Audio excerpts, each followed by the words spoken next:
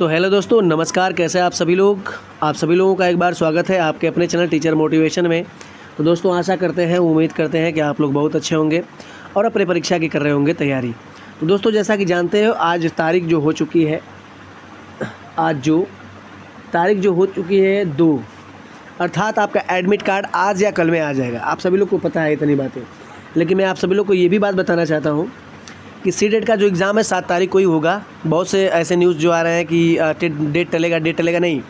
आपका आज या कल में एडमिट कार्ड फाइनल आ जाएगा, फाइनल एडमिट कार्ड आ जाएगा। आप अपना एग्ज़ाम, सिटी, सेंटर सब कुछ देख सकते हो। ठीक है, रहेगी बातें आज की टॉपिक की। तो आज की टॉपिक वायुगुस्तिकी और जिन प्याजे महोदय का है।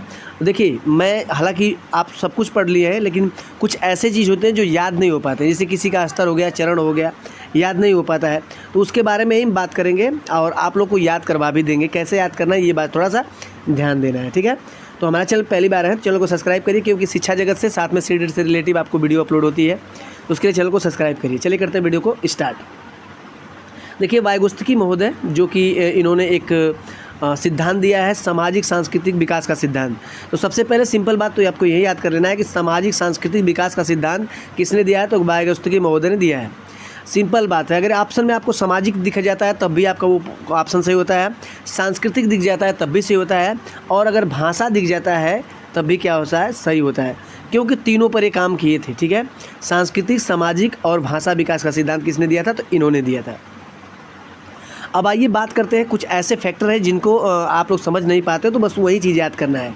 ठीक है, तो यहाँ पर देखिए, सबसे पहला एक पॉइंट के तौर पे क्या मैंने ऐसे ही रख दिया है कि निकटवर्ती विकास का क्षेत्र, जिसको ZPD कहते हैं। क्या कहते हैं? ZPD, zone proximal development. अर्थात हम बात कर लेते हैं कि ये होता क्या है, कि निकटवर्ती विकास का क्षेत्र क्या होता है। तो जैसे आप सभी जी 2 व्यक्ति हैं, ठीक है, 2 व्यक्ति या फिर टीचर, मान लीजिए टीचर हो गया, यहाँ पर मान लीजिए ये टीचर होंगे, ठीक है, ये टीचर हो गए मान लीजिए, और ये छोटा सा क्या हो गया, ये बच्चा हो गया। ठीक है, ये क्या हो गया, आपका बच्चा हो गया, ये छोटा बच्चा हो गया, ये टीचर हो गया। ठीक, तो ZPD मतलब, ZPD का मतलब क्या है, दूसरे से सहायता लेना। ये बच्चा क्या कर रहा है, अपने टीचर से सहायता ले रहा है। तो बच्चा जब टीचर से सहायता लेगा, ठीक है, तो उसको निकटवर्ती विकास का क्षेत्र बोला जाएगा। ठीक है, आप समझ रहे हो बात ना। निकटवर्ती विकास का क्षेत्र क्या होता है कि दोनों को बीच का जो गैप होता है ना, जो मिलान होता है, दोनों को कौन मिला रहा है। तो ये बच्चा जब अपना ज्ञान लेगा दूसरे से, तो वो क्या होगा, निकटवर्ती विकास का क्षेत्र। अगर वहीं बात कर लेते हैं, ढांचा, पाण, आलंबन और मचान, ये तीनों शब्द जो क्या है, ये क्या तीनों शब्द है। तो देखो, जब दूसरे को सहायता देना, जब टीचर अपने बच्चे को सहायता देगा, तो वो क्या कहेगा, पाठ, ढांचा, आलंबन और मचान। इसका यही मतलब, दोनों का मतलब होता है सहायता। तो देखो, ऑप्शन में कहीं आपको सहायता मिल जाए, समूह में सहायता मिल जाए, ये सब ऑप्शन आपको मिलते हैं, तो वही क्वेश्चन आपके क्या होते हैं, सही होते हैं। तो देखो, इनके ऑप्शन में ज़्यादा से ज़्यादा जो है समूह में सहायता होता है, बच्चे किसी की सहायता करते हैं, टीचर किसी की सहायता करता है, बच्चा किसी मैटर में फंसा हुआ तो वहाँ कोई दूसरा उसकी सहायता कर देता है, समवयस्कों द्वारा जो सहायता मिल जाता है। तो ये सब पॉइंट जो होते हैं बहुत ही इंपॉर्टेंट होते हैं वायुगुस्तिकी महोदय से।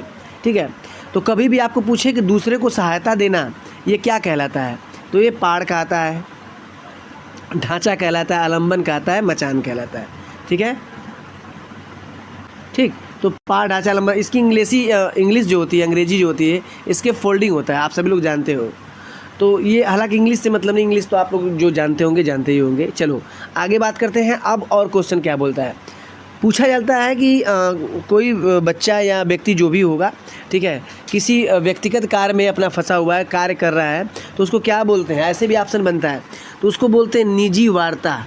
ठीक है, स्वनियमन, मतलब बच्चा खुद का जो सोच रहा है, खुद का विचार कर रहा है, तो वो क्या कर रहा है, तो उसको बोलते हैं निजी वार्ता, स्वनियमन, चाहे व्यक्तिगत वार्ता। तीनों ऑप्शन में होंगे तो भी आपका सही हो जाता है, क्योंकि तीनों से क्वेश्चन पूछा गया है।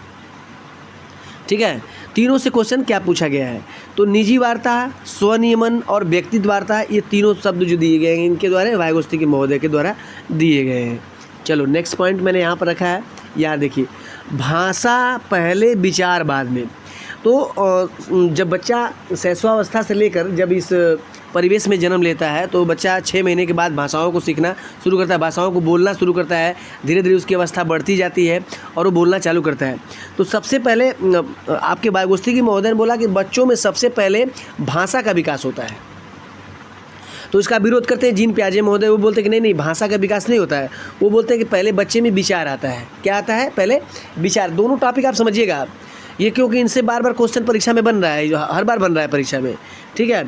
तो भाषा से पहले विचार या विचार से पहले भाषा, तो दोनों की बातों आपको समझना है कि सबसे पहले जब बच्चा सीखता है तो वाइगोत्स्की महोदय के हिसाब से भाषा आती है, और जीन पियाजे के महोत्सव से क्या, जीन पियाजे के हिसाब से क्या आता है? विचार आता है।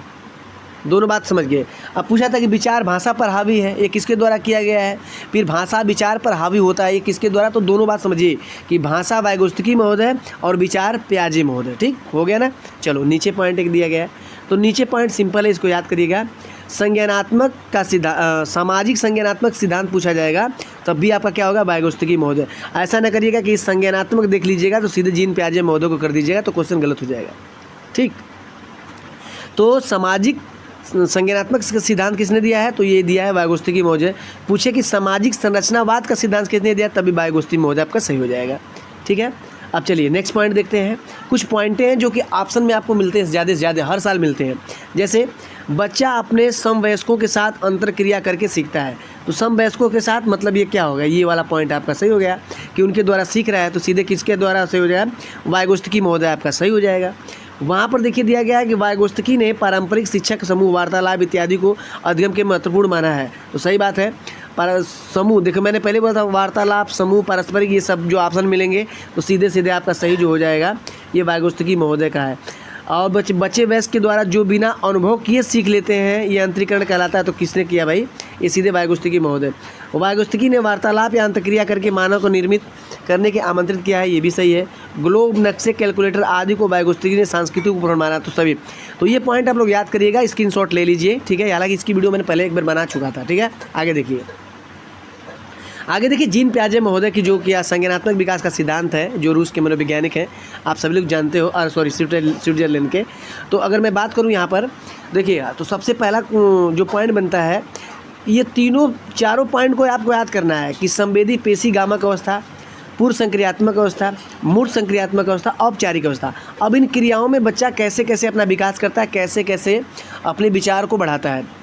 तो सबसे पहले तो आपको याद करना है इनके विकास का जो ये क्रम है, इसको याद करना है। कैसे याद करेंगे? तो याद करने के लिए ट्रिक मैंने बताया था, फिर से एक बार ट्रिक बता रहा हूँ, इसको याद करिएगा। कुछ भी करना नहीं है, लिखना है आपको, सब पढ़ो मूर्ख औरत। क्या है? सब पढ़ो मूर्ख औरत। अगर ये ट्रिक आपको याद होगा तो चारों सिद्धांत आपको याद। कैसे? सब से होगा संवेदी गामक अवस्था, प से हो जाएगा पूर्व संक्रियात्मक अवस्था, मूर्ख से, मुंह से हो जाएगा मूर्त संक्रियात्मक अवस्था, और औ से क्या हो जाएगा? औपचारिक अवस्था। तो आपको सिद्धांत याद हो जाएंगे। आशा करता हूँ कि मेरे ट्रिक से आपको याद हो जाएंगे। अब यहाँ पर देखिएगा, संवेदी पेशी गामक अवस्था, 0 से 2 वर्ष जो बालक होता है उसके अंदर क्या क्या क्रियाएं होती है, कौन कौन सी क्रिया करता है? तो वस्तु स्थायित्व को गुण आता है, सेंसरी मोटर की अवस्था है, अनुकरण करना, बोलना कुछ सीख जाता है, इंद्रियों का सक्रिय होना इसी अवस्था में होता है, परिवर्तित अंगूठा चूसना, मानसिक क्रिया, व्यवहार की शुरुआत, ये सब पॉइंट इसी में आता है। दूसरे में देखिए क्या आता है? पूर्व संक्रियात्मक अवस्था। इनकी 2 स्टेज है। ठीक है, एक जो है कि आत्मक अवस्था होती है, एक अंतर्दर्शी अवस्था होती है, दोनों अवस्था है। हालांकि पहली अवस्था में प्रतीकात्मक खेल का गुण आता है, वस्तुओं की समझ एवं खेल की प्रवृत्ति आ जाती है, जीववाद आता है, आत्म केंद्रित आता है। यहाँ दूसरा देखिए संरक्षण का अभाव जो होता है, पलटावीपन मतलब संख्याओं का उलटना पलटना सीख जाता है, गिनती क्रम में गिनती सीखना शुरू कर देता है, केंद्रीकरण चालू हो जाता है उसका, मतलब कि किसी एक बिंदु पर फोकस करने लगता है, कल्पनात्मक खेल शुरू कर देता है, और लक्ष्यमुखी व्यवहार, कृत्रिमवाद और तार्किक संबंध और दूसरे के विचारों को न समझ पाना, ये सब क्रियाएं जो होती है दूसरे वाली अवस्था में होती है। तीसरी अवस्था से ज़्यादा क्वेश्चन आता है, तो इसको देखिए, मूर्त संक्रियात्मक अवस्था जो होती है, इसमें बच्चा क्या करता है? तो इसमें संरक्षण पलटावीपन आ जाता है, मतलब संख्याओं का उलटना पलटना सीख जाता है, गुणा भाग करना। तार्किक चिंतन की शुरुआत इसी में होती है, वर्गीकरण संख्याओं का जान जाता है, सकारात्मक अनुमान की शुरुआत, क्रम परिपक्व, गणितीय संक्रिया, संख्या भार क्षेत्र, ये सभी इसमें आ जाता है। और लास्ट जो गुण है इनका, औपचारिक अवस्था में क्या होता है?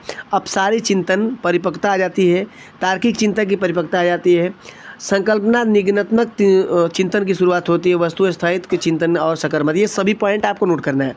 ये पॉइंट किसी भी ऑप्शन में मिल जाए तो आपको स्टेट के हिसाब से याद कर लेना है, किसी स्टेट में जो दिया गया, किस स्टेज में दिया गया है। ठीक है, तो आज के लिए इतना ही। वीडियो अच्छी लगी चैनल को सब्सक्राइब करिएगा। अगली वीडियो मिलते हैं, तब तक के लिए धन्यवाद।